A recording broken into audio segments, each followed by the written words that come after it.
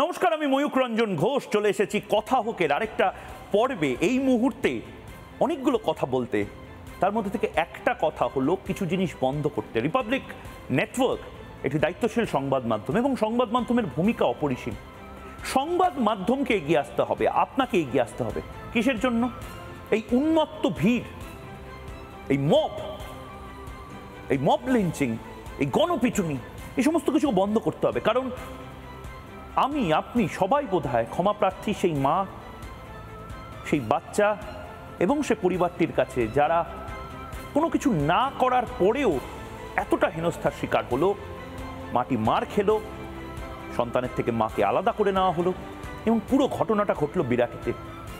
ভাষাগত সমস্যায় মা তার বাচ্চাকে নিয়েই যে ট্রেনে করে যাচ্ছে সেটা সহযাত্রীদের, আমার বাংলার সহযাত্রীদের বোঝাতে পারলো না এবং বোঝাতে পারেনি বলে তাকে খেতে হলো গণপিটুনি। ঠিক এভাবেই আমি জানি না এই গুজবগুলো কিভাবে এতটা দানা বাঁধে, কিন্তু মোবাইল চোর সন্দেহে আপনি যখন গড়িয়াহাটার মোড় দিয়ে যাচ্ছেন, আপনি যখন কার্জন গেট বর্ধমান দিয়ে যাচ্ছেন, হয়তো আপনি স্কোয়ারফিল্ডের মাঠ বহরমপুর দিয়ে যাচ্ছেন, আপনি হয়তো বালুরঘাট কলেজের পাশ দিয়ে যাচ্ছেন, মাথাভাঙায় বাস স্ট্যান্ডের সামনে আপনি আছেন, হঠাৎ করে কি সম্ভব মোবাইল চোর, মার মার মার মার এই শব্দটা শুনে আপনি শিক্ষিত হয়েছেন, আপনি ভদ্র হয়েছেন, আপনি মার্জিত হয়েছেন, আপনি এক সন্তানের পিতা, আপনি দায়িত্বশীল ছাত্র, এরপরেও কি আপনার ইচ্ছা করবে পিটিয়ে পিটিয়ে পিটিয়ে পিটিয়ে ব্যাট দিয়ে, লাঠি দিয়ে, পাথর দিয়ে কিছু মানুষকে মেরে ফেলতে? কিন্তু এগুলো হচ্ছে। মোবাইল চোর সন্দেহে শিক্ষিত ছেলেমেয়েরা পিটিয়ে মেরে দিচ্ছে একজন মানুষকে। শিশু চোর সন্দেহে পিটিয়ে দেওয়া হচ্ছে মায়েদেরকে। কেন হচ্ছে এটা?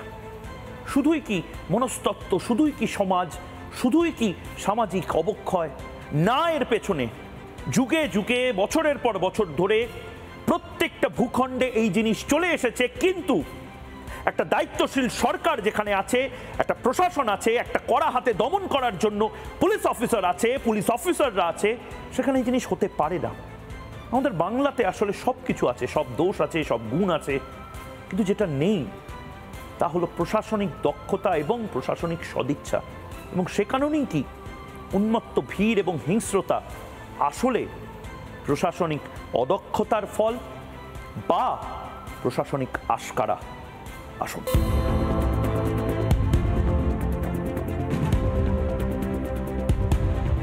এবং পূর্ব ভারতের সবচেয়ে বড় যে স্টুডিও, সেই স্টুডিওতে আমি চলে এসেছি। আমার সাথে যারা বিশিষ্ট অতিথি তারা রয়েছেন।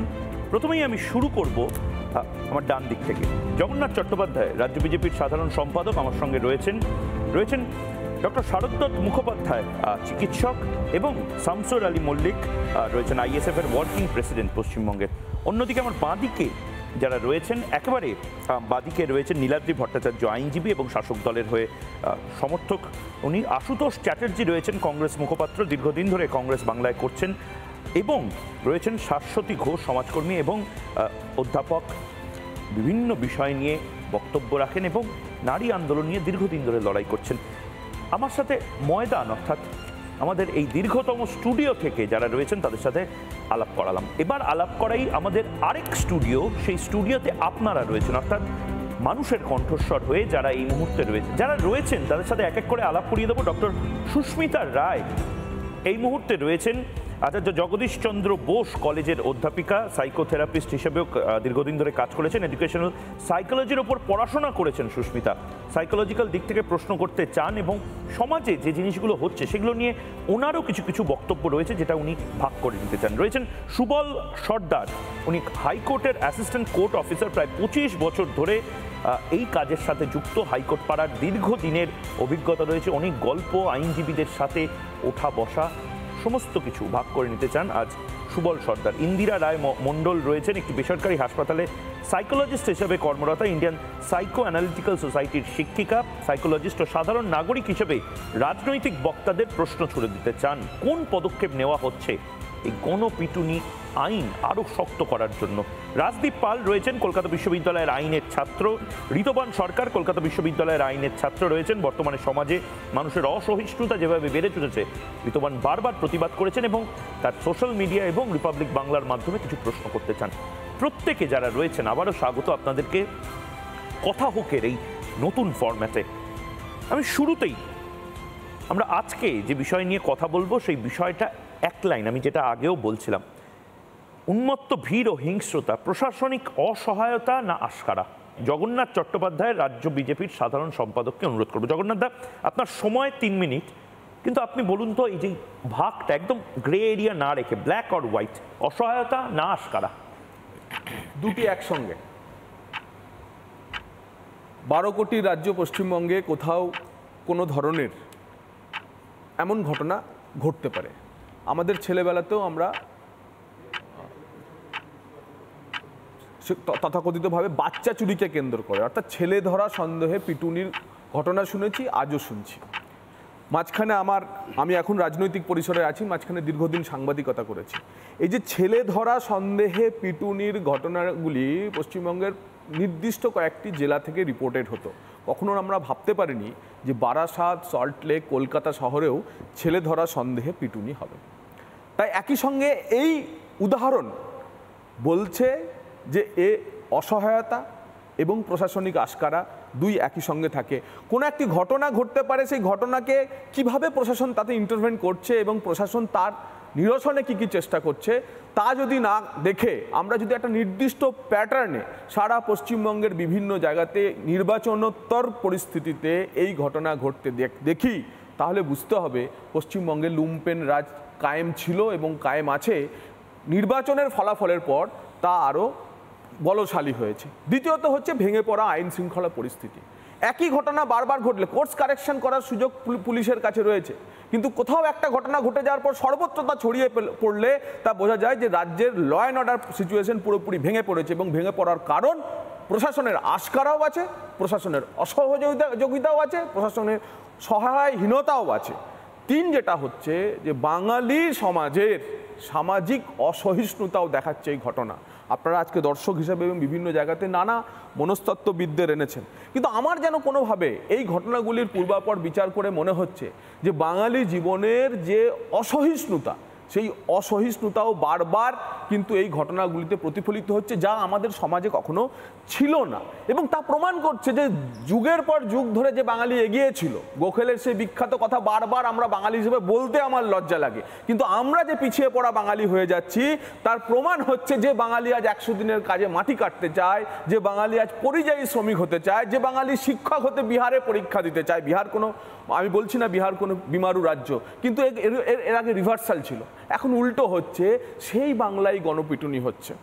ভারতবর্ষের সেই রাজ্যগুলির কথা বিবেচনা করুন, কে সেখানে শাসক দলে আছে বাদ দিন, কিন্তু এমন কোনো রাজ্যে, যে রাজ্য এগিয়ে আছে, যে রাজ্যের আর্থিক বৃদ্ধি আছে, যে রাজ্যের মানুষ হোয়াইট কলার জব চায়, সে রাজ্যে গণপিটুনি হয় না। এবং চোপড়া বলুন কি বনগাঁ, বসিরহাট বলুন বা সল্টলেক, প্রত্যেকটি গণপিটুনি বলছে বাঙালি ক্রমেই পিছিয়ে যাচ্ছে, সরকার দুর্বল হয়েছে, সরকারের অসহিষ্ণুতার স্তর এমনভাবে বেড়ে গেছে, তার খেসারত দিচ্ছে আপনি আমি। সময় শেষ জগন্নাথবাবু, সময় শেষ। জগন্নাথবাবু একটি আঙ্গিক তুলে ধরলেন। আমি শাশ্বতীদির কাছে যাব, একদম অন্যদিকে। শাশ্বতীদি রয়েছেন। শাশ্বতীদি, জগন্নাথবাবুর বক্তব্য শুনছিলাম আমি, অসহিষ্ণুতার কথা বলা হচ্ছে, বাংলার বাঙালির বেকারত্বের কথা বলা হচ্ছে, বিমারু রাজ্যে চলে গিয়ে কাজের কথা বলা হচ্ছে, ফ্রাস্ট্রেশনের কথা বলা হচ্ছে, এবং পুলিশি অপদার্থতা বা আস্কারার কথাও বলা হচ্ছে।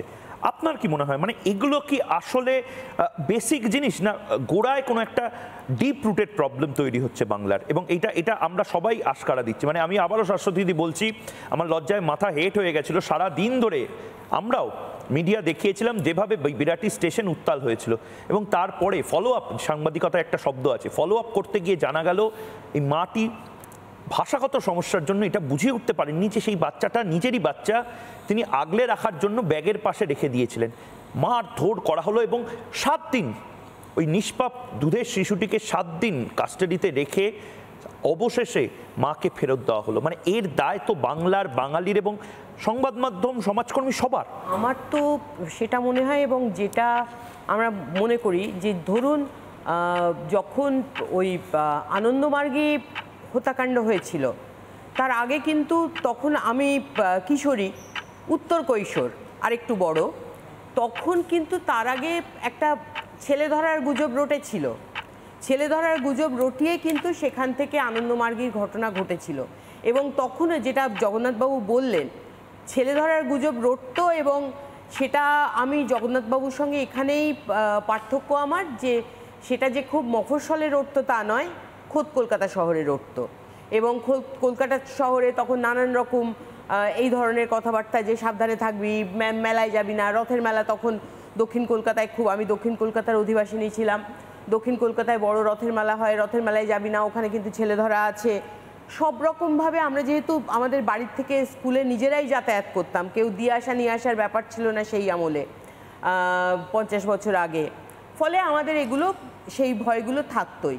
কাজে এই জায়গাটা তো অবশ্যই আছে, এবং কোথাও একটা আইন হাতে তুলে নেওয়ার জায়গা, তার মানে কিন্তু আজকের নয়, এটা দীর্ঘদিন ধরেই চলছে, এবং দীর্ঘদিন ধরে সেখানে যে মানুষের বঞ্চনার ধারণা থেকে তারা এ করছে, নাকি আসলে এটা আরেক ধরনের, যে মানুষ তার হাতে আইন নেই, যাকে সবসময় পায়ের তলায় থাকতে হয়, কি রাজনৈতিক দলের হোক, কি নেতাদের হোক, কি পাড়ার দাদার হোক, বা যে কোনোভাবেই হোক, তাকে যখন এটা সে কারুর ওপর ক্ষমতা প্রদর্শন করতে পারে, এটাই হচ্ছে তার ক্ষমতা প্রদর্শনের জায়গা। কারণ সে একা কোথাও ক্ষমতা প্রদর্শনের কথা ভাবে না, সে জুথবদ্ধভাবে থাকলেই ক্ষমতা প্রদর্শন করার কথা ভাবতে পারে, এবং জুথবদ্ধভাবে থাকলেই সে ক্ষমতা দেখাতে পারে।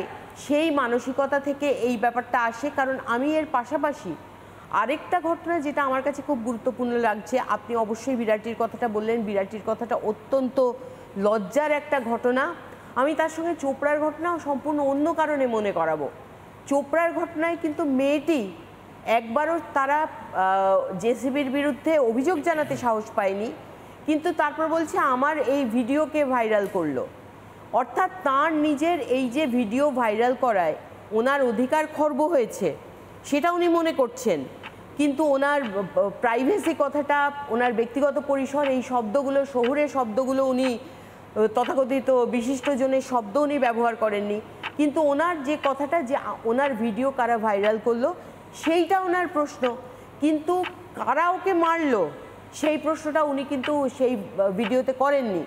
কাজে এই ভিডিওটাও উনি করতে বাধ্য হয়েছিলেন কিনা, যে এবং তারপরে যখন রাজ্যপাল গেলেন, রাজ্যপালের সঙ্গে দেখা করলেন না, সেই দেখা না করার সিদ্ধান্তটা, সেই সিদ্ধান্তটা উনি নিতে বাধ্য হয়েছিলেন কিনা।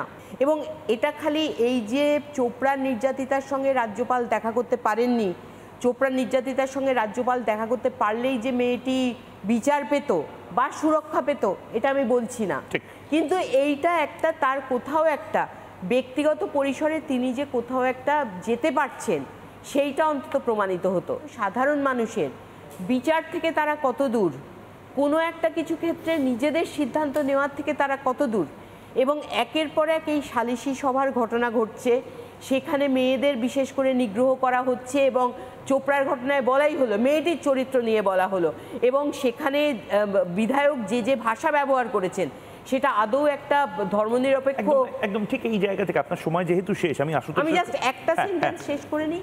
সেইখান থেকে যে কথা উনি বলছেন সেটা আদৌ বলা যায় কিনা, এবং তারপর মেয়েরা আত্মঘাতী হচ্ছে, তারপর মেয়েদের যে পরবর্তীকালে তারা কোথায় হারিয়ে যাচ্ছে আমরা কেউ জানছি না। আজকে একটি হারিয়ে যাওয়া মেয়েকে কেউ কোথাও পৌঁছে দিতে সাহস পাবে না, কারণ সেই মেয়েটি আরও অন্ধকারে চলে যাবে, যে সঙ্গে যাবে সে হয়তো ভয় পাবে আমি ওখানে গেলে আমাকে গণপিটুনি দেওয়া হবে, সেই জায়গাটা তাকে কীভাবে উত্তর দেওয়া হবে, এবং যে মানসিকতা থেকে তার কোনো সিদ্ধান্ত নেওয়ার জায়গা নেই বলে এইটাতেই সে আনন্দ পায়। আমার একটা এইভাবে আইন হাতে সিনেমার নিয়ে। কথা মনে পড়ছিল শাশ্বতী দি, আপনি বলছিলেন কোনো মেয়ে যদি হারিয়ে যায় তাকে আর পৌঁছে দেওয়ার জন্য কেউ রিস্ক নেবে না, কিন্তু বজরঙ্গি ভাইজান বলে সালমান খানের একটা ছবি ছিল, আর কেউ বোধহয় বজরঙ্গি ভাইজান হওয়ার মতন জায়গাও তৈরি করবে না যদি এভাবে পশ্চিমবঙ্গে তাকে ফিরিয়ে দিতে হয়। আপনি খুব রেলিভেন্ট একটা পয়েন্ট বলছিলেন। আমি আশুতোষের কাছে যাওয়ার আগে একবার শামসুদ্দার কাছে যাব। শামসুদ্দা, এটা বোধহয় ঠিক নয়। কেউ কেউ বলছেন শব্দটা হলো আমাদের মুসলিম কাস্টের, আর কেউ কেউ বলছেন আমাদের মুসলিম রাষ্ট্রের অনেক আইন কানুন থাকে। আমি ধরে নিলাম তিনি হয়তো কাস্ট বলেছেন, কিন্তু মুসলিম কাস্টের আইন কানুন, কেউ কেউ সেটা নিয়ে রাজনীতি করছেন। সংখ্যালঘু সমাজ, এতে করে তাদের গায়েও কি কালির ছিটে পড়ছে না শামসুর সাহেব? জাস্ট আমি একটা শব্দ শুধু ইন্টারভেন করবো, ওটা মুসলিম রাষ্ট্রই বলেছিল। তার কারণ কোন সচেতন মুসলিম কাস্ট বলবে না। হিন্দুরা জাতপাত নিয়ে বলতে পারে, মুসলিমরা অলওয়েজ মুসলিম, তারা যে রিলিজিয়াস সেটা জায়গা থেকে দাঁড়িয়ে কাস্টের কথা বলবে না। শামসুর সাহেব সেটা ব্যাখ্যা করতে পারে। আপনার সময় শুরু। মানে জগন্নাথ দা ঠিকই বলেছেন যে যদি প্রকৃত সে মুসলিম হয় তাহলে সে মুসলিম কাস্টের কথা বলবে না। আর যে রিলিজিয়াস মানে আইনের কথা বলা হচ্ছে সেটা রিলিজিয়াস রাষ্ট্রে হতে পারে, আরব দেশ, Islamic country, Pakistan Islamic country, সেখানে হতে পারে। কিন্তু এখানে ধর্মনিরপেক্ষ রাষ্ট্র, এই পরিসরে দাঁড়িয়ে হামিদুল রহমান যা বলেছেন, আমিও একটি, যেহেতু মুসলিম সমাজে আমার জন্ম, মুসলিম পরিবারে জন্ম, মুসলিম সমাজে বেড়ে উঠেছি, আমার এলাকাতে আজ সকালেও কিন্তু এই বিষয়টা নিয়ে চর্চা হয়েছে, বহু মানুষ আলোচনা করছিলেন যে ও কি ইসলামের ঠিকাদার, মুসলমান সমাজের ঠিকাদারি নিয়েছে। আমার মনে হয় যে এই যে শাহজাহান শেখ হোক বা হামিদুল রহমানরা, আমি হামিদুল রহমানের ব্যাপারে পার্টিকুলার বলতে চাই যে এরা প্রশ্রয় পাচ্ছে, তার কারণ রাষ্ট্রের শাসক এদেরকে প্রশ্রয় দিচ্ছে। ইমিডিয়েট তৃণমূল কংগ্রেসের উচিত, এখানে শাসক দলের সমর্থক এক আইনজীবী ভাই আছেন, আমি তাকে বলবো, বা মুখ্যমন্ত্রীরও দৃষ্টি আকর্ষণ করব, ইমিডিয়েট রাষ্ট্রদ্রোহিতার আইনে হামিদুল রহমানের বিরুদ্ধে ব্যবস্থা নেওয়ার জন্য এ রাজ্যের মুসলমানরা মনে করে যে হামিদুল রহমানের বিরুদ্ধে ব্যবস্থা নেওয়া উচিত। এখানে ধর্ম নিয়ে রাজনীতি করা একবারেই চলবে না, ধর্মীয় সেন্টিমেন্ট ব্যবহার করা একদম যাবে না।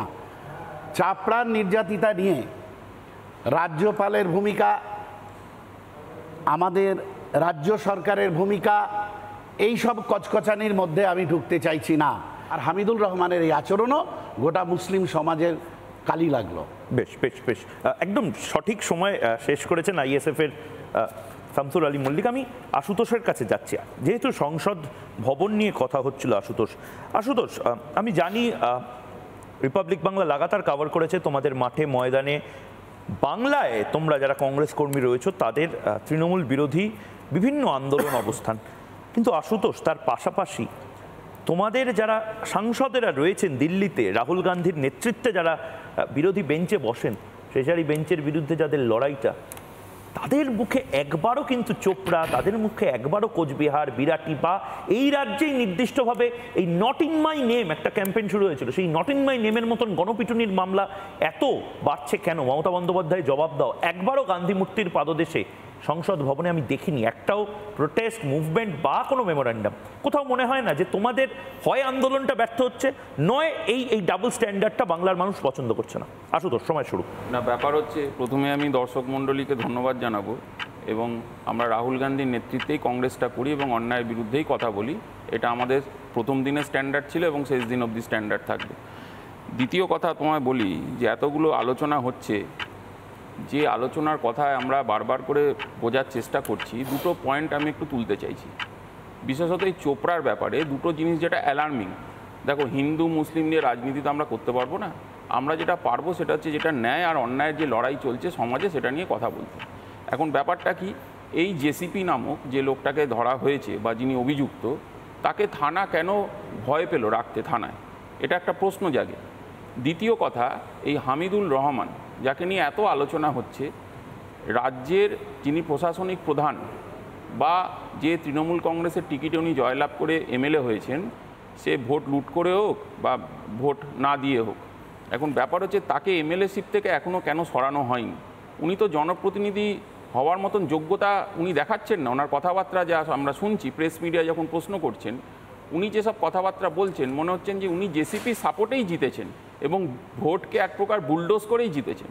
এবং আমাদের এই দুটো প্রশ্ন বারবার করে ওঠে। এবং দেখো একটা জিনিস হচ্ছে যে আমরা বারবার বলছি যে দেখো অগাস্ট 30, 2019 ওয়েস্ট বেঙ্গলে এই লিঞ্চিংয়ের বিরুদ্ধে আইন পাস হয়, ডিসেম্বর 22 ঝাড়খণ্ডে পাস হয়। এটা কিন্তু বাংলায় যেটা পাস হয় সেটা এখনো আইন হয়নি। না সেটা এখনো আইন হয়নি কেন সেটা প্রশ্ন আসবো, আমরা উত্তরে আসবো। কিন্তু তার আগে যেটা তোমার জানতে হবে সেটা হচ্ছে এই যে মব লিঞ্চিং, এই মব লিঞ্চিংয়ের প্রবণতাটা কেন হচ্ছে? তার কারণ হচ্ছে এই যে মানুষকে অহিষ্ণু করে দেওয়ার একটা প্রক্রিয়া চলছে। আজকে তোমাকে একটা জিনিস বুঝতে হবে, পশ্চিমবঙ্গের মাটিতে দাঁড়িয়ে যারা আমরা রাজনীতি করছি, আমরা কি বুঝতে পারছি? দল মত নির্বিশেষে তৃণমূলও বুঝছে খুব ভালো করে যে ক্রিমিনালাইজেশন অফ পলিটিক্সটা কমপ্লিট হচ্ছে আস্তে আস্তে। রাজনীতিটা কারা কন্ট্রোল করবে? ক্রিমিনালরা। আমরা পঞ্চায়েত নিয়ে তো একবার আলোচনা করছি না ময়ূর? প্রায় 70 জন খুন হতে আমরা দেখেছি এই বাংলার বুকে। এটাও তো আলোচনাতে হওয়া উচিত। বিরোধী যারা নেতৃত্ব রয়েছেন তারা পঞ্চায়েতে নমিনেশন ফাইল করতে পারবেন না, 1/3 এমনিই করে জিতে যাবে। এগুলো তো মানুষ দেখছে। এবং এই ক্রিমিনালাইজেশন অফ পলিটিক্স করতে করতে সমাজের ভেতরে ক্রিমিনালদের হাতে রাজনৈতিক ক্ষমতা, এবং কেউ তো আবার বিধানসভায় বসে শুনেছি তাদেরও মাননীয় মুখ্যমন্ত্রী চিহ্নিত করেন প্রশাসনিক সবাই, তুই তো বোম বাজিস, তাদের মতন লোকেরা এমএলএ হয় পশ্চিমবঙ্গে। তাহলে এরা যারা মানুষের জনপ্রতিনিধি, মানুষ যারা ক্রিমিনাল, তারা কি দেখছে? যে এটা আমার কাছে সেফ হাউস, আমি এখানে যা ইচ্ছে তাই করতে পারি, যা ইচ্ছে তাই মনে করতে পারি। এই প্রশাসন যে নামটা, যার উপরে সাধারণ মানুষ ভরসা করে চলে, তাকে যদি ফ্রিডম না দেওয়া হয়, আজকে দিনের পর দিন অবক্ষয় হবে এবং তোমাকে রোজ আলোচনা করতে হবে। তার কারণ এই ঘটনাগুলো পশ্চিমবঙ্গে এইভাবে ছিল না। আজকে দ্রুত গতিতে যে লিঞ্চিং চলছে, আজকে খুন করে দেওয়া হচ্ছে, পিটিয়ে খুন করে দেওয়া হচ্ছে। এবং তোমাকে একটা কথা বলি, সেটা হচ্ছে এই যে এফআইআর হচ্ছে, তুমি দেখবে এফআইআর ইনভেস্টিগেশন কি হয়েছে ভাই বলো তো? পশ্চিমবঙ্গে প্রায় এতগুলো গণপিটুনি হয়েছে, তুমি আমায় খুব সিরিয়াসলি একটা উত্তর দাও। আমি তোমায় প্রশ্ন করতে চাই, তোমরা দক্ষ সাংবাদিক, আজকে পুলিশ প্রশাসনকে প্রশ্ন করতে চাই, যারা অন্যায় করেছেন তাদের বিরুদ্ধে কি ব্যবস্থা নিয়েছেন, পাবলিক কি দেখেছে, এটা আমাকে একটু বলুন তো। তাদের নামে কেস হয়েছে, মিডিয়াতে আমরা দেখেছি, আলোচনা হয়েছে, মিডিয়া সমব্যথী হয়ে রাস্তায় নেমেছে সেই সব পরিবারদের জন্য, কিন্তু তারপরে what is the next step?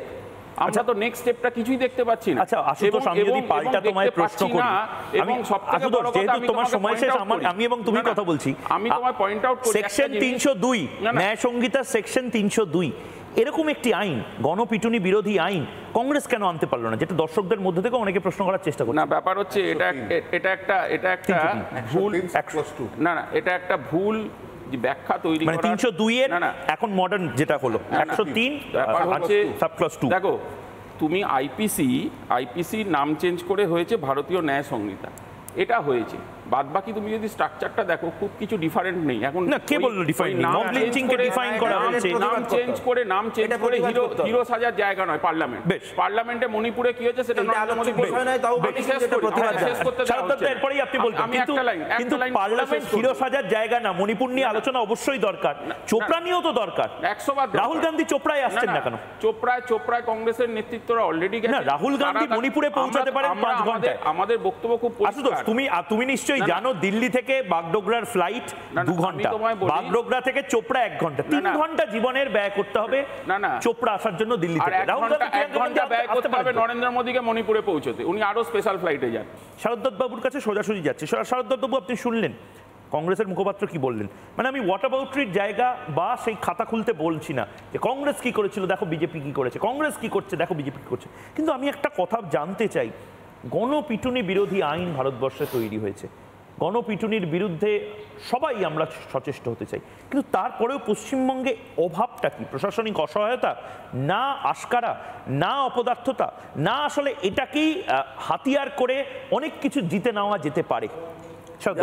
জাতীয় কংগ্রেসের কথা শুনে মনে পড়ে গেল, গণপিটুনি নিয়ে আলোচনা করছি তো, কিন্তু গণপুলিশ পিটুনিটা ভুলে যাচ্ছি আমরা।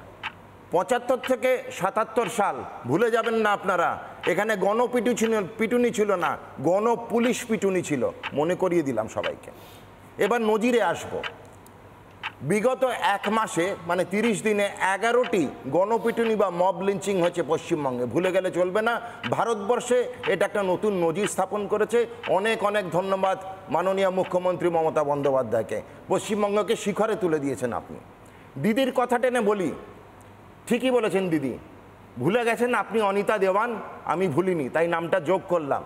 তাহলে যদি মনে করি আমরা 1977 থেকে 2024 অবধি আমরা অনিতা দেওয়ানের গণধর্ষণও ভুলব না, আমরা আনন্দী মার্গীদের গণপিটুনিও ভুলব না, আমরা আজকের চোপড়াও ভুলব না, সন্দেশখালিও ভুলব না, কোনো গণপিটুনি ভুলব না। হ্যাঁ ঠিক দিদি, জমানা বদলেছিল, জুলুম আজও বদলায়নি। মনে রাখতে হবে, জমানা বদলেছে, জুলুম বদলায়নি। আর একটা কথার সুর টেনে বলবো যে এই মেয়েটি যে চোপড়ার আমাদের অসহায় মহিলার যে ভিডিও দেখলাম, উনি পরবর্তীকালে সবাই বলছে যে উনি কিন্তু এই যে ঘটনাটা ঘটে গেল খালি প্রাইভেসি নিয়ে চিন্তিত। কেন জানেন তো? তার একটা কারণ আছে। ভিডিও ভাইরালের ভয়ের থেকেও বেশি ভয় হচ্ছে ভাতা না পাওয়ার ভয়। পশ্চিমবঙ্গে এটা সব থেকে বড় ভয়। ভিডিও ভাইরাল হয়ে গেল সেটার ভয় কারণ নেই, কিন্তু ভাতে মারার ভয় আছে তৃণমূল সরকারের এই প্রশাসনের, ভাতে মাতার ভয়।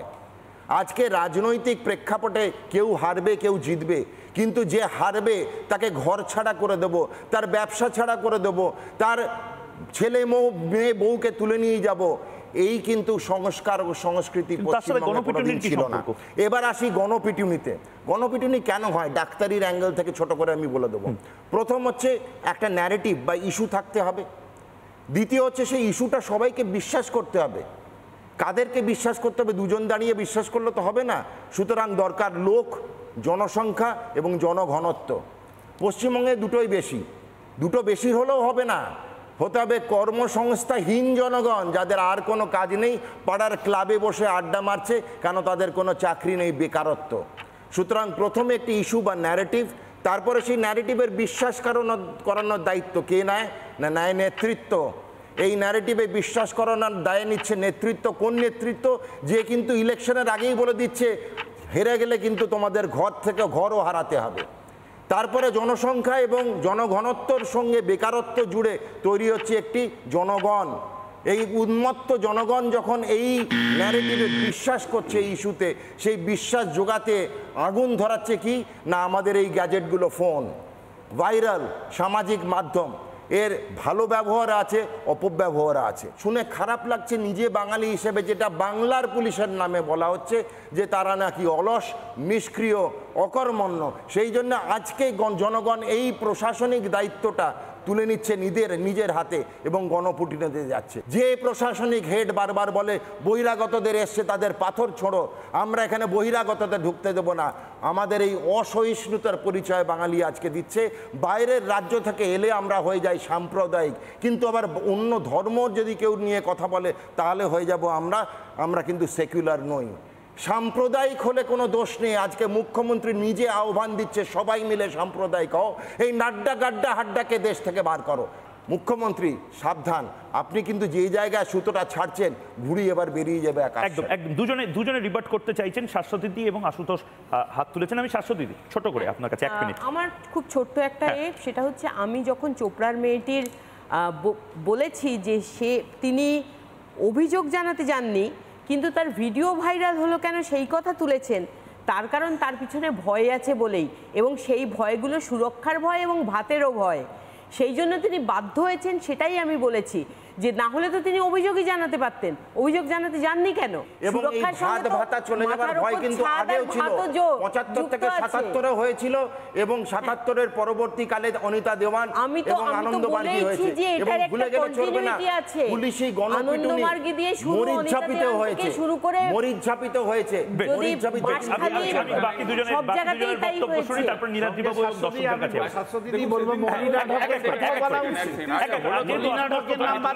আশুতোষের কাছে যাই, জগন্নাথ বাবুর কাছে যাই। তারপর একটা ছোট লাইন আশুতোষ, ছোট করে দেখো, ছোট করেই বলি। সেটা হচ্ছে যে আজকের এই আলোচনায় দেখছি বিজেপির যত দোষারোপ আরএসএস এর দুর্গার প্রতি, কেন জানি না কি সমস্যা। এখন ব্যাপার হচ্ছে সবাই তো একটা সিনেমার নাম বলছেন, তো আতঙ্ক সিনেমাটা একটু দেখবেন, তপন সিনহার আতঙ্ক সিনেমা দেখবেন, ওখানে যে লাইনগুলো রয়েছে এগুলো খুব সুন্দর লাইন, এগুলো বুঝতে হবে। এবং বিধানচন্দ্র রায়ের আমলটাও একটু আমি ডাক্তারবাবুকে মনে করিয়ে দিতে চাই। উনি কংগ্রেসের কথা বলছিলেন, তো কংগ্রেসের সেই সময়টা একটু দেখবেন যে আমাদের হোর্ডিং মারতে হয়নি, কিন্তু একের পর এক আমরা মেডিকেল কলেজ, বিশ্ববিদ্যালয় তৈরি করতে পেরেছি মানুষের জন্য। আর দলমত নির্বিশেষে আইনটা কংগ্রেসই করে, এটা বোঝার চেষ্টা করতে হবে। এবং এই যে এসেন্স অফ গ্রোথ, এই যে আমরা এত কথা বলছি, আমি তো বারবার করে বলছি ময়ূক, তোমাদের একটা শো করতে হবে যে হোয়াট নেক্সট মানে হচ্ছে আমরা এফআইআর করছি আননোন পার্সনদের নামে, এটা ভালো করে বোঝার দরকার আছে। যারা আইনজ্ঞ আছে তারাও বলবেন, আননোন পার্সনদের এই খুঁজতে যার বাড়িতে আক্রমণ হয়েছে তার বয়সটা বেড়ে 80-85 হয়ে যায়। আমি নীলাদ্রি বাবুর কাছে যাবো। নীলাদ্রি বাবু, আপনি এতক্ষণ ধরে শুনলেন, অনেকগুলো বিষয় শুনলেন, কিন্তু আমার চিন্তা হচ্ছে এই বিষয়টা নিয়ে যেটা আশুতোষ বলতে বললো, সত্যিই তো রাজ্য হোক বা কেন্দ্র, আইনের মতন চলবে, কিন্তু যে ঘটনায় ভাইরাল ভিডিও নেই, যে ঘটনার কোনো ইলেকট্রনিক এভিডেন্স নেই, সেখানে আইন নতুন এলেও কিভাবে বাঁচানো হবে, কিভাবে কনভিক্ট করা হবে? না ময়ূক, দেখো, আমি সবাইটা খুব ঠান্ডা মাথায় শুনলাম। আশুতোষ যেটা বলেছে, যে তুমিও যেটা বলে হোয়াট নেক্সট, প্রথমে দেখতে হবে এর আগে আইন ছিল না, 1 জুলাই থেকে আইনটা চলে এসছে। মানে গণপিটুনির আলাদা করে কোনো আইন ছিল না। তাহলে কোন ধারায় মামলা দেওয়া হতো? মামলা দিত, আমরা আগের ইয়েতে অনেক ওই গ্রিভিয়াস হার্ট করে মামলা দিতাম। সুপ্রিম কোর্টের একটা জাজমেন্ট ছিল Tehseen Poonawalla versus Union of India, যেখানে সুপ্রিম কোর্ট লটাকে পুরো লে ডাউন করেছিল যে কীভাবে হবে, তার বেসিসে কিছু স্টেট গাইডলাইন্স বানিয়েছিল আর সেইভাবেই চলতো। কিন্তু এটা প্রথমবার আমরা দেখছি গণপিটুনির সাজা আর ইয়েটা একটা আইনে নিয়ে এসছে, সেকশন 103 সাবক্লজ 2-তে এটা ঢুকে গেছে।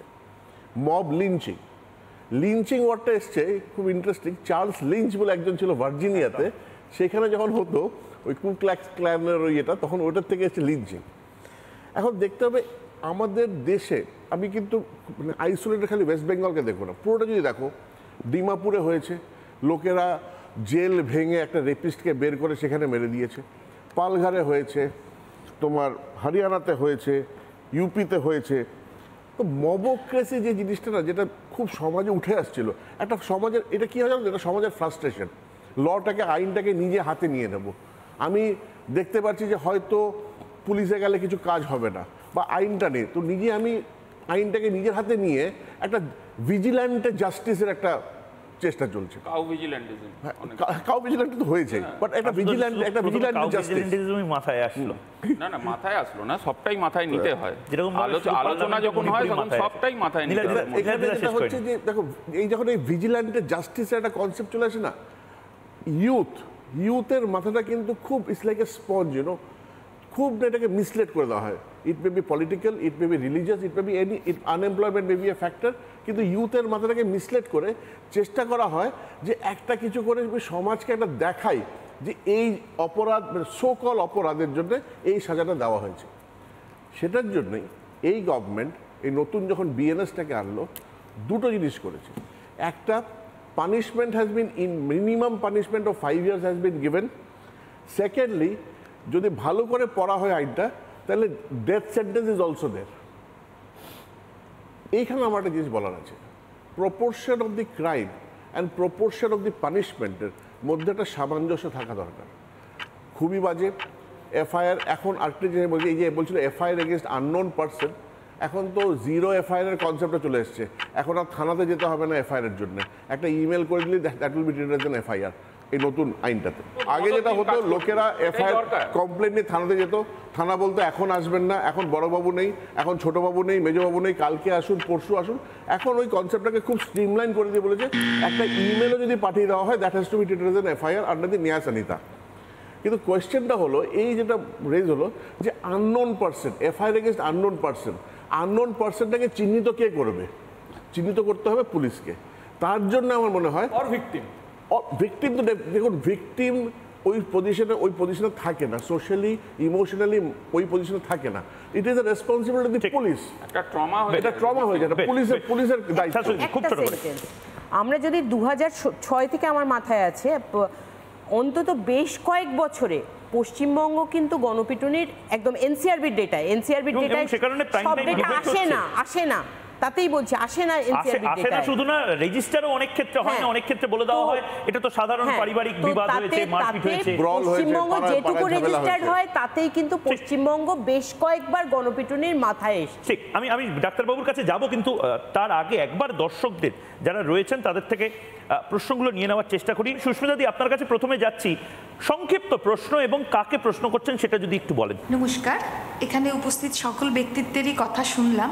আমার প্রশ্নটা খুব সাধারণ এবং যে কেউ উত্তর দিতে পারেন। আমি বলতে চাইছি যে এই বর্তমান সমাজ ব্যবস্থার পরিপ্রেক্ষিতে দাঁড়িয়ে সন্দেহ তো একটা মানসিক প্রক্রিয়া, এবং সেখানে তার পরবর্তী একটা গ্যাপ রাখছি আমি। তারপরে বলছি গণপিটুনি এবং তার পরিণতি বা ফলাফল হচ্ছে হত্যা বা মৃত্যু। তাহলে আজকের সমাজ ব্যবস্থার পরিপ্রেক্ষিতে দাঁড়িয়ে এই ব্ল্যাঙ্ক জায়গাটাতে আমি কি বলবো? প্রশাসনের প্রতি অনাস্থা, নাকি গণতান্ত্রিক অধিকার যেটা কি গণতান্ত্রিক স্বাধীনতায় পরিণত হয়েছে, নাকি হোয়াট নেক্সট যিনি বললেন তার কাছে আমার প্রশ্ন যে আমরা কি আদৌ আর ওয়ালোর পথযাত্রী এটা কি হতে পারবো? যদি এই উত্তরগুলি আমাকে আমি যেহেতু ডাক্তারবাবু এখানে রয়েছেন এবং আশুতোষ বলেছিলেন হোয়াট নেক্সটের কথা, আমি ডাক্তারবাবুর কাছে প্রথমে যাই। ডাক্তারবাবু, শুনলেন আপনি এই ব্ল্যাঙ্ক যে জায়গাটা রাখলেন না, তাই জায়গায় বলবো যেখানে গণতন্ত্র শব্দ তো পশ্চিমবঙ্গে নেই, এখানে মারতন্ত্র রয়েছে। সুতরাং এখানে গণপিটুনিটাই ওর মধ্যে এসে যাচ্ছে। প্রথমত হচ্ছে একটা ইস্যু তৈরি হচ্ছে বা ন্যারেটিভ, যেটার পরে ডাক্তারবাবু তারপরে রোগটা ধরে দিলেন, ওষুধ দিলেন না। ডাক্তারবাবু ফার্মাসিতে যাব, ওষুধটা দিন। আমরা সবাই জানি এই যে আলোর পথযাত্রী, এর ওষুধ একটাই, প্রশাসনিক কড়া নজর, প্রশাসনিক ব্যবস্থা এবং প্রশাসনিক সক্রিয়তা। এগুলো এখানে অভাব। এটা ঠিক হলেই এগুলো হবে। লোকজনের প্রশাসনের ওপর আস্থা ফিরিয়ে আসতে হবে, এখন সেটা অনাস্থা। বেশ আশুতোষ, খুব সংক্ষেপে এই হোয়াট নেক্সট বলার কারণটা ম্যাডাম এটাই ছিল যে আমরা এতগুলো দেখছি কেস রেজিস্টার হচ্ছে। ধরুন কারোর সাথে একটা ঘটনা ঘটছে, কেস রেজিস্টার হচ্ছে, যে ভিকটিম সে তো ট্রমাটাইজড। এখন ব্যাপার হচ্ছে যে আমরা যদি প্রশাসনিক লেভেল থেকে শাস্তি না প্রয়োগ করতে পারি, আইনটা কেন? আইনটা তো দেশের জন্য, দেশটা মানুষের জন্য। এখন সেই মানুষকে যদি আইনের মাধ্যমে আমরা সুরক্ষা প্রদান না করতে পারি, তাহলে ক্রিমিনালরা কি ভাববে যে লটা আনল অ্যান্ড আনল ইজ ল। এখন এই যে ডিকটামটা তৈরি হচ্ছে, যে আলোচনাটা তৈরি হচ্ছে, ব্রড স্পেকট্রাম যেটা তৈরি হচ্ছে, যে পানিশমেন্ট প্রদান না করলে, আমরা যদি না পাবলিকলি এদেরকে পানিশ করতে পারি, অ্যান্টি সোশ্যাল ক্রিমিনাল যারা এরকম ঘৃণ্য অপরাধ ঘটাচ্ছে, ব্রড ডে লাইটে ঘটাচ্ছে, তাহলে আমরা কি উত্তর দেব পাবলিককে? একদম, দ্যাট ইজ দ্য কোয়েশ্চেন। একদম। এবং পরের অডিয়েন্সের কাছে, পরের যারা দর্শক মানুষের কণ্ঠস্বর হিসেবে এসেছেন, সুবলবাবু এসেছেন হাইকোর্ট পাড়া থেকে। সুবলবাবু, আপনার প্রশ্ন সংক্ষেপে এবং কাকে প্রশ্ন করছেন বলুন। নমস্কার। আড়িয়াদহ, ফুলবাড়ি, কলকাতা, চোপড়া, এই যে ঘন ঘন মব লিঞ্চিং হচ্ছে, আমি দেখতে পেলাম যে 1 জুলাই ন্যায় সংহিতার ইমপ্লিমেন্টের পরে এই যে ঘন ঘন মব লিঞ্চিং, এর পিছনে কোনো রাজনৈতিক পটভূমিকা কাজ করছে কি? প্রশাসন কেন চুপ করে আছে? দ্বিতীয় প্রশ্ন হলো যে চোপড়া যে এফআইআর হয়েছে, সেই এফআইআরটা ন্যায় সংহিতার 103 ধারা সাবসেকশন 2, এই ধারায় কি এফআইআর হয়েছে? আমার এই স্পেসিফিক প্রশ্ন অ্যাডভোকেট নীলাদ্রিবাবু। 1 জুলাইয়ের পরে মানে 1 জুলাই থেকে যা এফআইআর হবে নতুন আইনে হবে, কারণ সুপ্রিম কোর্টের কোনো স্টে অর্ডার নেই।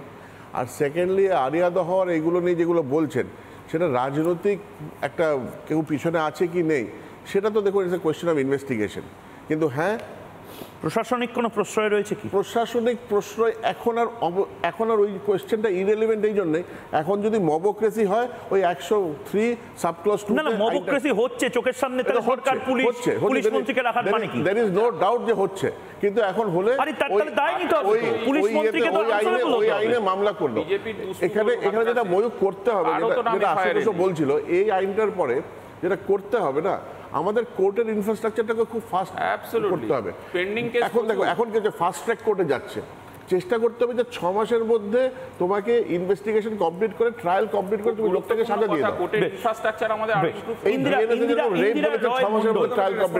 আচ্ছা, জগন্নাথ বাবু রেসপন্ড করতে চান, তারপরে ইন্দিরা রয় মণ্ডল, বেসরকারি হাসপাতালে সাইকোলজিস্ট, ওনার কাছে প্রশ্ন এসেছেন এবং সুবল বাবুর প্রশ্ন এসেছে। ম্যাডাম যেটা বলছিলেন যে দুটোর প্রশ্নের একসাথে আমি উত্তর দেওয়ার চেষ্টা করছি, যে সন্দেহের পর ব্ল্যাক স্পট, তারপর গণপিটুনি ইত্যাদি ইত্যাদি।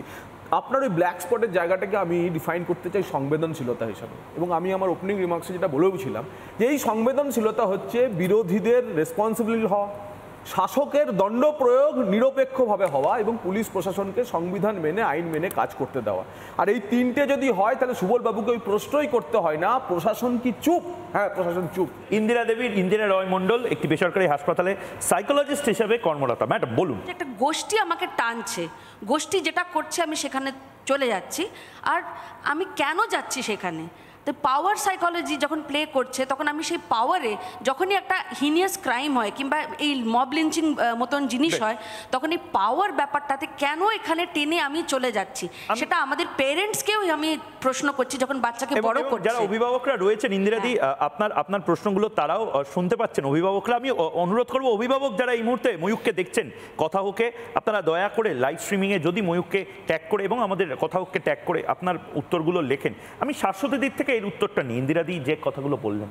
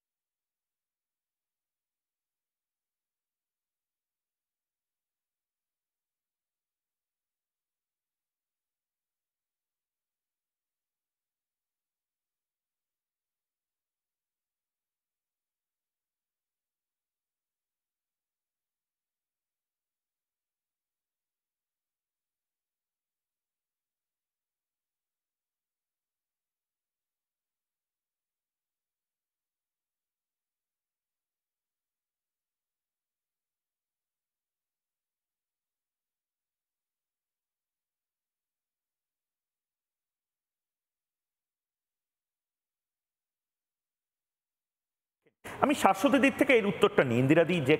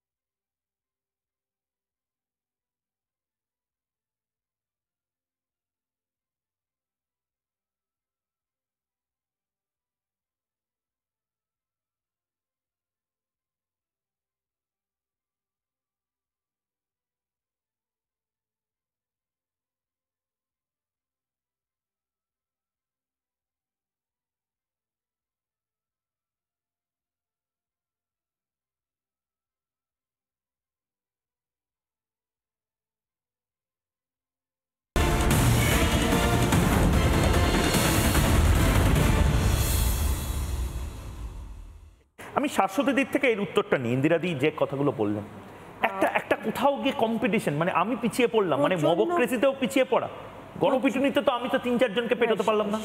সেই তো সেখানেই তো ব্যাপারটা হচ্ছে যে আজকে যে মনে করছে আমাদের স্কুল ব্যবস্থা, পড়াশুনোর ব্যবস্থা, কোথাও তো আমাদের প্রশ্ন করতে শেখানো হয় না, আমাদের তো অনুগত হতে শেখানো হয়।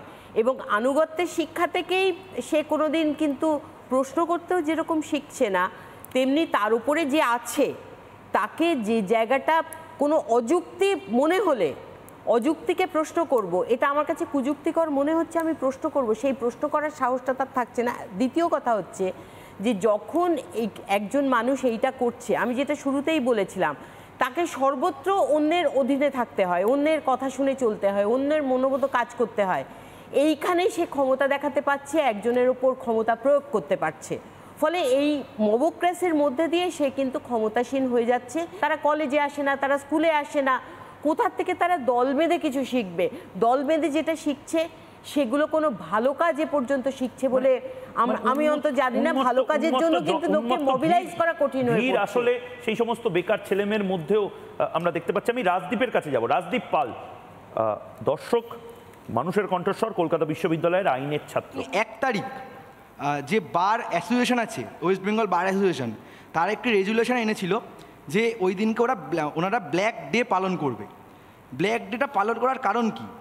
এই যে আমরা মব লিঞ্চিং এই যে আইন এনেছি, এর মাধ্যমে কি নেতাদেরকে বাঁচানোর জন্য এই ব্ল্যাক ডে, নাকি এফআইআর সাধারণ মানুষ খুব সহজ প্রক্রিয়া যাতে এফআইআরটা করতে পারে এইটা আটকানোর জন্যই ব্ল্যাক ডে?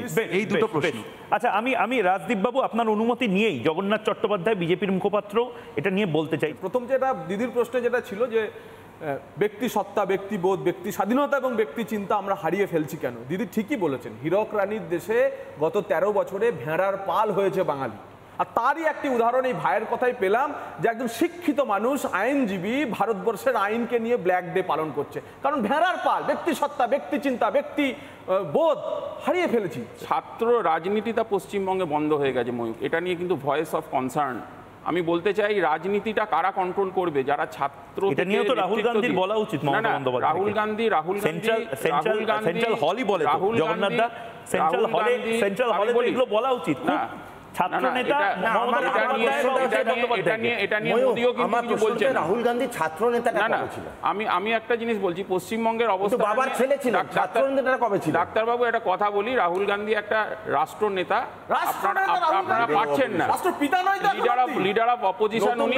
আপনাদের হজম হতে অসুবিধা হচ্ছে আমরা জানি, তার কারণ আপনাদের কোনো কথা থাকছে না পার্লামেন্ট, আবোল তাবোল কথা বলা ছাড়া কোনো আলোচনা নেই। আমাকে শেষ করতে দিন, আমাকে একটা লাইন। এই যে ছাত্র রাজনীতিটা দেখছেন প্লিজ, ছাত্র রাজনীতিটা পশ্চিমবঙ্গে যে বন্ধ হয়েছে, এটা কত ক্ষতি হয়েছে আমরা যারা মাঠে ময়দানে রাজনীতিটা করি এটা আমরা বুঝতে পারি। আপনি কোয়ালিটি পলিটিশিয়ান পাচ্ছেন না উইথ কনসার্ন্স, আপনি পাচ্ছেন কর্পোরেট প্যাকেজ, এবং এই কর্পোরেট প্যাকেজ যারা রাজনীতিকে নিয়ন্ত্রণ করছে তারা ওই জেসিপির মতনই কাজ করবে, বুলডোজ ছাড়া কি করবে বলুন? Right to protest constitutional is a constitutional right. এই ব্ল্যাক ডে নিয়ে জাস্টিস শম্পা সরকারের কোর্টে একটা মামলা হলো এই 1 তারিখে। জাস্টিস শম্পা সরকার কি বলেন? হ্যাঁ, এটা বলে দিই, উনিও ক্যালকাটা ইউনিভার্সিটির ল অফিসার ছিলেন, মানে অল আর লেগ। তো শম্পা সরকার কি বললেন? Right to protest is a constitutional right, আমি সেটা কাউকে আটকাতে পারবো না। অ্যাট দ্য সেম টাইম আমি কাউকে এটাও বলতে পারবো না যে যদি অ্যাডভোকেট কোর্টে আসে কোনো জজ মামলা শুনবে না। আমাদের চিফ জাস্টিস অফ ইন্ডিয়া বলেছে এই যে right to dissent, right to protest, it is like the pressure cooker of a democracy. এটা না খুব দরকার। ঋতবান সরকার এই মুহূর্তে রয়েছেন, কলকাতা বিশ্ববিদ্যালয়ের আইনের ছাত্র ঋতবান। নমস্কার, সংক্ষেপে আপনার প্রশ্ন। নমস্কার, আমার প্রশ্নটা একটু অন্যরকম। তো আমার প্রশ্নটা প্রধানত যে কেন্দ্রীয় এবং রাজ্যের যে শাসক দলের যে প্রতিনিধিরা এসেছেন তাদের কাছেই, যে সময় উপযোগী আইন প্রণয়ন তো হবেই, সমাজের প্রয়োজনীয়তা বুঝে আইন আসবে, কিন্তু আইন প্রণয়নটাই তো সব কিছু নয়। যেভাবে ভোগবাদ এবং অসহিষ্ণুতা বেড়ে চলেছে আমাদের সমাজ ব্যবস্থাতে, তো সমাজ শুদ্ধিকরণ সেই দায়িত্বটা কি রাজ্যের এবং কেন্দ্রীয় শাসক দলের যারা রয়েছে তারা কি ঝেড়ে ফেলতে চাইছেন? বেশ বেশ বেশ বেশ আমি শারদ্দাত বাবু এবং শামসুল বাবু দুজনেই অপেক্ষা করছেন। যে কটা প্রশ্ন শুনলাম তার মধ্যে সব থেকে ভালো প্রশ্ন এবং সব থেকে যুক্তিযোগ্য প্রশ্ন হচ্ছে এটা সামাজিক শুদ্ধিকরণ। সামাজিক শুদ্ধিকরণটাই হচ্ছে সব থেকে বড় এর চিকিৎসা। আমাদের শুদ্ধিকরণের যে জন্যই দরকার হচ্ছে সামাজিক যে কোনো সংগঠন। সামাজিক সংগঠন যত এগিয়ে আসবে এবং রাজনৈতিক সংগঠনকে সামাজিক সংগঠন যত সাপোর্ট করবে ততই কিন্তু চেঞ্জ আসবে সমাজের ওপর। এবার আরেকটা জিনিস বলতে বাধ্য হচ্ছি যে আনুগত্যের কথা দিদি বললেন একটু আগে। আনুগত্যটা আমাদের রক্তে ঢুকে গেছে, ডিএনএতে ঢুকে গেছে। আমাদের আগে বাবু দেখতাম সাদা চামড়াকে, 1947 সালের পরে বাবু দেখলাম কালো চামড়াকে। তফাৎ কিছু নয়, বাবু বাবুর জায়গাতেই ছিল। আমাদের মনে রাখতে হবে 47 থেকে 2014 অবধি বসে থাকলো একই আইনের ওপর, একই বাবু কালচার চলতে থাকলো, কোনো রকম চেঞ্জ হলো না। এতগুলো বছর কাটাতে হলো একটা নতুন আইন আনার জন্য। আইনটা আনার পরে এদের গায়ে ফোসকা পড়ে গেল। এটাই আমার সবথেকে অবাক লাগে। স্বাধীনতাটা সামাজিক শামসুল সাহেব বলেননি, অনেক আলোচনা হচ্ছে, অনেকে কোশ্চেন করছেন, আমাদের রাজনৈতিক নেতা বা সামাজিক নেতারা উত্তর দিচ্ছেন। কিন্তু আমি বলছি আইপিসি হোক আর ভারতীয় ন্যায় সংহিতা হোক, যদি প্রশাসন তার এক্সিকিউশন না করে তাহলে বন্ধ হবে কি করে? সেটা 72 থেকে 77 অস্বীকার করতে পারেন না। একই অবস্থা। দুর্ভাগ্যজনকভাবে এই সামাজিক আর রাজনৈতিক এই দুটো যখন ভাগ করা হয়, যেন সামাজিক বোধগুলো রাজনৈতিক দলের দায়িত্ব নয়, তিনটে শব্দ positive political will, positive political মানে সদিচ্ছা আছে কিনা এখানেই কথা হোকটা ঠিক এই নোটেই। আচ্ছা এটাই হচ্ছে বেশ, কেউ যত মত তত পথ, আমাকেও বলতে হচ্ছে হয়তো, কিন্তু আবারও বলছি সদিচ্ছাটা আছে কিনা সরকারের। আইন থাকবে, ঢাল থাকবে, তলোয়ার থাকবে, কিন্তু সদিচ্ছাটাও থাকবে কিনা। যদি থাকে গণপিটুনি কেন, অনেক কিছু হয়তো আটকানো যায়। আপাতত আজ কথা হোক এখানেই শেষ করছি। আপনার যদি ভালো লাগে এই এপিসোড তাহলে লাইক করুন এবং তার পাশাপাশি কমেন্ট করুন, এবং যদি পরের এপিসোডে আপনি আসতে চান তবে যোগাযোগ করুন আমাদের সাথে। নমস্কার। যাদের সহায়তায় আজ সফল সেই সমস্ত বিজ্ঞাপনদাতাকে রিপাবলিক বাংলা পরিবারের তরফ থেকে অনেক অনেক ধন্যবাদ জানাই। রিপাবলিক বাংলা কথা হোক co-presented by Indian Institute of Hotel Management O powered by Sriniketan Fashion, লাল বাবা rice, Swami Vivekananda group of institute, Ganguly group এবং জর্জ টেলিগ্রাফ।